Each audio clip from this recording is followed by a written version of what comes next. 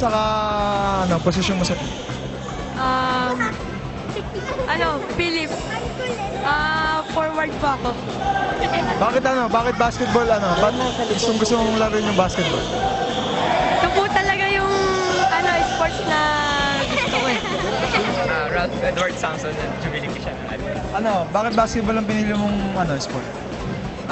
Kasi basketball, di lang naman pang pang buong mundo yung sport na yan. Para rin sa ating mga Pinoy. Saka, syempre kinaugulian na natin dito sa bansa natin. So, pag nandito na, mahalin mo na. Tsaka forward. Ilan taon ka na ba? 9 years old. Grade 4. Okay. Bakit basketball ang pinili mong laruin na sport? Para pampalakas ng katawan. Tsaka yun po talagang hilig. Sino ba favorite player mo? LeBron James. Kami po ang SCSF Paddock Volleyball Team. This was Barangay Hoopsters every Sunday 5 to 6 p.m. at UNTV. Say! Paddock 555! Bakit basketball ang pinakasikat na sport dito sa Pilipinas? Bakit ang daming sports na pwede kang laruin, basketball ang pinili mo? Diba? Uy, sagot! Kahit ano na. Ikaw bahala! Ang basketball ay magandang laro. Ayun lang? Na-exercise yung katawan. Ayun na.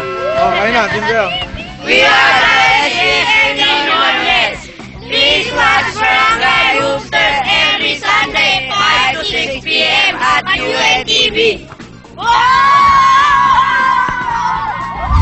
Ako pala si Joseph Dred Iriswelio. Taga JCA. 13 years old.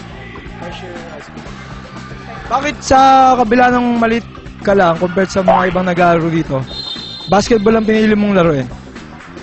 Yun yung nakatakda sa akin para sa akin talaga. Yun yung gusto ko talaga eh. Paano ba ginagawa mong training para mas gumaling pa?